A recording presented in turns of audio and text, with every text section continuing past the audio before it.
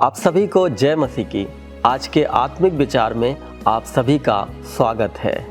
आइए जैसे हम इस आत्मिक विचार में जाते हैं, हम प्रभु की आराधना के लिए अपने मनों को तैयार करें। जैसे प्रभु का वचन कहता है कि प्रभु तो आत्मा है और ज़रूरी है कि उसके लोग आत्मा और सच्चाई से प्रभु की आराधना करें। आइए हम प्रार्थना करें। प्रभु जी, हम आपका धन्यवाद करते हैं ऐसे अवसर के लिए जो आपने हमें दिया, ताकि प्रभु हम तेरी आराधना, तेरी स्तुति कर पाएँ। हमारे मनों को तैयार कर, हमारे हृदय को तैयार कर, ताकि प्रभु हम आपकी आराधना स्तुति आत्मा और सच्चाई से करने पाएँ। धन्यवाद करते हैं। धन्यवाद के साथ प्रार्थना यीशु मसीह के नाम से मांगते हैं, आमीन। आइए हम सब मिलके आराधना दल के साथ प्रभु की आराधना करें। यीशु ने मुझे चंगा किया है, यीशु ने मुझे चंगा किया। आप सब नाचेंगे गाएंगे। यीशु ने मुझे चंगा किया है, यीशु ने मुझे चंगा किया है, इसलिए गाएंगे, सबको बताएंगे, इसलिए गाएंगे, सबको बताएंगे, राजा यीशु मसीह।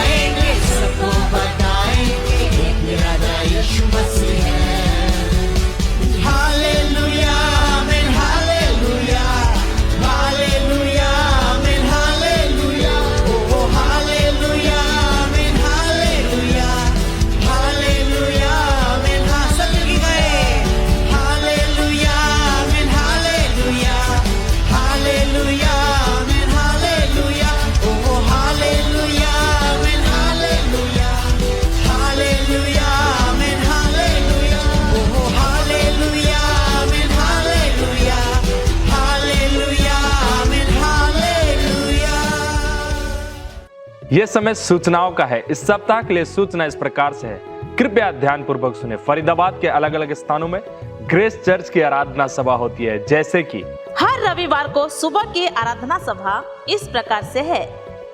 अंग्रेजी की आराधना सभा सेक्टर 21C में सुबह 10 बजे होती है। धीरज नगर की आराधना सभा सुबह 9 बजे होती है। रामनगर की आराधना सभा सुबह 8 बजे और 9:30 बजे होती है। सूरज कुंड की आराधना सभा सुबह 9:30 बजे होती है। 21D की आराधना सभा सुबह 9 बजे होती है। निमका की आराधना सभा सुबह 9 बजे होती है। भारत कॉलोनी की आराधना सभा सुबह 9:30 बजे होती है। हर रविवार को शाम की आराधना सभा इस प्रकार से है। गदाखोर की आराधना सभा शाम 6 बजे होती है। साई नगर की आराधना सभा शाम 7 बजे होती है। सिकरी की आराधना सभा शाम 7 बजे होती है। ग्रीनफील्ड की आराधना सभा शाम 7:30 बजे होती है। बुआपुर की आराधना सभा शाम 6 बजे होती है। जसाना की आराधना सभा शाम 5 बजे होती है। हर रविवार को सुबह 11 बजे ऑनलाइन आत्मिक विचार प्रस्तुत किया जाता है। मैं आप सबको उत्साहित करूंगा इस आत्मिक विचार में जरूर जुड़े। यदि आप किसी भी कारण से कलीसिया नहीं जा पाते तो आप ऑनलाइन के माध्यम से हमारे साथ जुड़ सकते हैं ताकि हम सब मिलकर प्रभु के वचन में बढ़ने पाए। हर शुक्रवार शाम 6:30 बजे मुख्य कलीसिया भवन में आराधना सभा होती है। मैं आप सबको उत्साहित करूंगा कि आप इस आराधना सभा में सहभागी हो। मेरे प्रियो, यदि आप नहीं आ पाते तो आप ऑनलाइन के माध्यम से जरूर जुड़े, जैसे कि फेसबुक और यूट्यूब के द्वारा। हर रोज पासवान और प्रार्थना का दल आप सब के लिए मिलकर प्रार्थना करते हैं। यदि आप में से किसी के पास कोई भी प्रार्थना निवेदन है तो दिए गए नंबर पर बांट सकते हैं या आप अपने पासवान को साझा करें ताकि हम सब मिलकर आपके लिए प्रार्थना करने पाए। आज के लिए इतना ही। अधिक जानकारी के लिए अपने क्षेत्रीय पासवानों से संपर्क करें। ये समय है प्रभु को भेंट और दशमां अंश देने का। आइए जैसे हम प्रभु को भेंट और दशमां अंश देते हैं, मेरे साथ प्रभु के वचन से पढ़ेंगे गलातियों 6 अध्याय वचन 8। गलातियों 6 अध्याय वचन 8। क्योंकि जो अपने शरीर के लिए बोता है वह शरीर के द्वारा विनाश की कटनी काटेगा, और जो आत्मा के लिए बोता है वह आत्मा के द्वारा अनंत जीवन की कटनी काटेगा। यह प्रभु का वचन मुझे और आपको उत्साहित करता है कि हम आत्मा के लिए बोएं। और जैसे प्रभु ने मुझे आपको ये अवसर दिया है कि हम प्रभु के राज्य में बोएं, तो हम अधिकाई से और हर्ष के साथ, खुशी के साथ प्रभु के राज्य में बोएं ताकि अनंत कटनी को काटने पाएं। आइए हम प्रार्थना करें। प्रभु जी, हम आपका धन्यवाद करते हैं ऐसे मौके, ऐसे अवसर के लिए जो आपने हमें दिया है, ताकि प्रभु हम तेरे राज्य में अधिक से अधिक बोने पाएँ प्रभु जी। और प्रभु, जब हम तेरे राज्य में बोते हैं प्रभु, ये इस बात के आभार को दिखाता है कि आपने हमें आशीषित किया है। हम प्रार्थना करते हैं प्रभु, जितने भी लोग इस राज्य प्रभु के अद्भुत काम के लिए बोते हैं प्रभु, हम प्रार्थना करते हैं उनके हर एक बातों को आशीषित करें प्रभु। उनके नौकरियों को आशीषित करें, उनके व्यवसायों को आशीषित करें, उनके परिवारों को आशीषित करें। धन्यवाद करते हैं। धन्यवाद के साथ प्रार्थना यीशु मसीह के नाम से मांगते हैं, आमीन। आप अपने भेंट और दशमां अंश को ऑनलाइन के माध्यम से दे सकते हैं, जैसे कि फ़ोन पे, गूगल पे, पेटीएम, QR कोड को स्कैन करके, और आप बैंक ट्रांसफ़र के माध्यम से भी अपने भेंट और दशमां अंश को दे सकते हैं। ये समय है प्रियो परमेश्वर के वचन को सुनने का, और मैं विश्वास करता हूँ, आशा करता हूँ कि आप सभी परमेश्वर के वचन को सुनने के लिए उत्साहित होंगे। मेरे साथ निकालेंगे इब्रानियों उसका 11 अध्याय 1 पद को हम पढ़ेंगे। इसमें इस प्रकार से लिखा है, अब विश्वास आशा की हुई वस्तुओं का निश्चय और अनदेखी बातों का प्रमाण है। हालेलुया। यहाँ वचन कहता है अब विश्वास आशा की हुई वस्तुओं का। हालेलुया। प्रियो, यहाँ पे आशा शब्द आया है, और आशा शब्द हम मसीहों के लिए बड़ा ही हमारे लिए अहम है। हमारा जीवन ही यीशु मसीह पे आशा रखने के लिए बना है।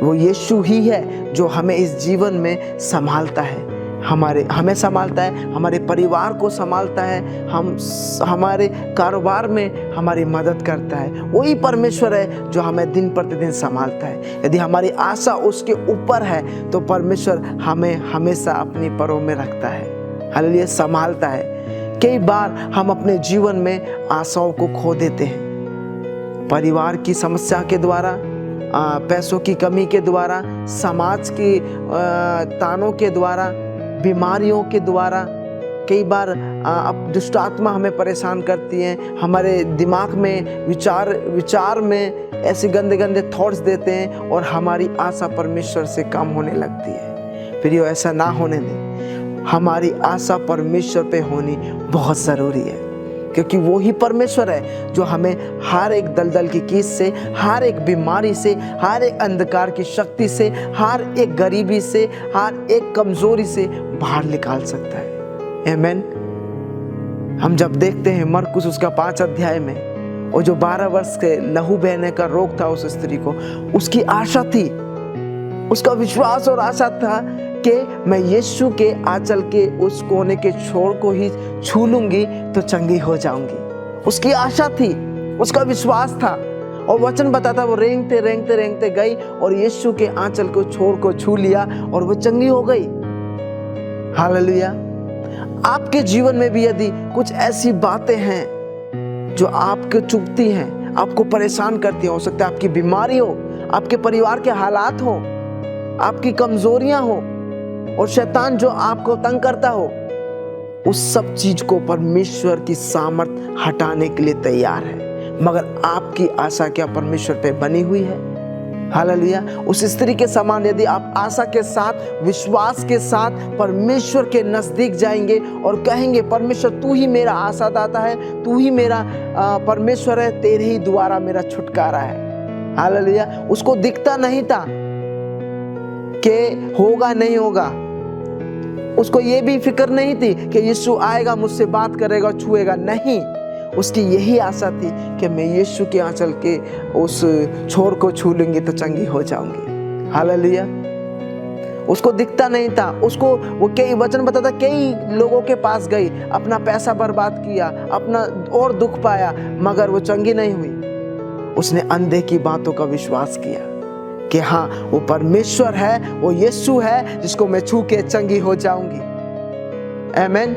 उसी प्रकार याईर की बेटी मर गई थी और जब वो रास्ते में यीशु के साथ चल रहा था और तो फिर एक व्यक्ति ने आके घर से बोला कि तेरी बेटी मर चुकी है। हालेलुया। वहाँ वचन में लिखा है कि यीशु ने अनसुनी किया और याईर से बोला कि डर मत, केवल विश्वास कर। हालेलुया।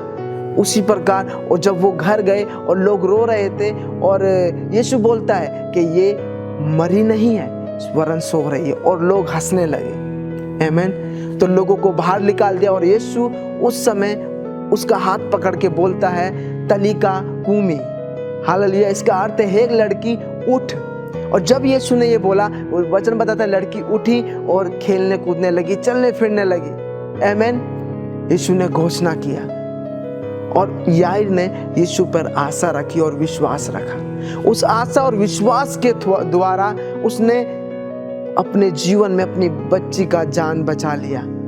हालेलुया। उसकी मरी हुई बच्ची जिंदा हो गई। उसी प्रकार आपके जीवन में कैसे भी आपकी मरी हुई स्थिति क्यों ना होगी हो, चाहे आप बीमारी में किसी भी कहीं भी किसी भी बीमारी में क्यों ना हो, आप किसी भी कमजोरी में क्यों ना हो, किसी भी दुख में क्यों ना हो, आज यीशु मसीह पे यदि आप अपने आशा और विश्वास को लगाए रहते हैं तो उस स्त्री के समान आप अपने जीवन में अद्भुत कामों को देखेंगे। उस याईर की बेटी के समान आप अपने जीवन में अद्भुत कार्य को देखोगे। जो लगता है, जो सोचते हो ये नहीं हो सकता है, मैं कहता हूँ परमेश्वर के वचन के द्वारा कि ये हो सकता है। आमीन। यदि ये आपके विश्वास और परमेश्वर पे आशा रखने के ऊपर निर्भर करता है। यदि आप परमेश्वर पर विश्वास करते हैं, आशा रखते हैं, उन अंधे की बातों का विश्वास करते हैं जो आपको पहाड़ जैसी लगती हैं, वो समुद्र जैसे लगती हैं कि ये नहीं हट सकता, ये नहीं हो सकता, परमेश्वर का वचन कहता है ये हो सकता है। वचन कहता है निश्चय प्रमाण है। यदि आप उस पर विश्वास रखते हो अटूट, यदि आप उस पर आशा रखते हो अटूट, तो परमेश्वर आपके जीवन से हर एक ऐसी बीमारी, हर एक ऐसी परिस्थिति, हर एक ऐसी समस्या जो आपको पहाड़ के समान लगती है, उन सबको हटाने की ताकत रखता है। मगर आपको अपने विश्वास को, अपनी आशा को परमेश्वर पे बरकरार रखना है। हालेलुया। वो निश्चय उनका उत्तर देता है। जो अंधे की बातें हैं उनका परमेश्वर उत्तर देता है। जो आप सोचते हो नहीं सकता, उन बातों को परमेश्वर आपके लिए संभव करने की सामर्थ रखता है। हालेलुया। थोमा की तरह आप अपना विश्वास को मत करिए। थोमा ने बोला, जब तक मैं उसके हाथ में जो कील गाड़ी थी उंगली ना डालूं, उसके जो पसली में भाला मारा था हाथ ना दूं, तब तक मैं विश्वास नहीं करूंगा। हालेलुया। तो यीशु जब वो चेले कमरे में थे तो यीशु आया और थोमा से कहता है, आ मेरे हाथ में उंगली डाल, मेरे जहां भाला लगा था वहां हाथ डाल, और अविश्वासी मत बन, विश्वासी बन। हालेलुया। वहां पे यीशु कहता है, धन्य वो हैं जो बिना देखे विश्वास करते हैं। हालेलुया। मैं आपको बोलना चाहता हूं, यदि आपके जीवन में कोई भी परेशानी क्यों ना हो और आप कहते हैं और लोग कहते हैं ये हो नहीं सकता, मैं आज आपको कहना चाहता हूं ये हो सकता है। आपका और मेरा परमेश्वर जिस पूरी कायनात का मालिक है, आपको बनाया है, मेरे को बनाया है, उसकी नजर में सब चीजें हैं और वो हर एक मुसीबत से आजाद कर सकता है। वो अय्यूब को दुगनी आशीष दे सकता है, उस मुसीबत से बाहर निकाल के वो परमेश्वर आपको और मेरे को भी बरकत दे सकता है। मगर हमारा विश्वास, हमारा आशा उस जीवित परमेश्वर पे मजबूत होने के लिए बहुत जरूरी है। हालेलुया।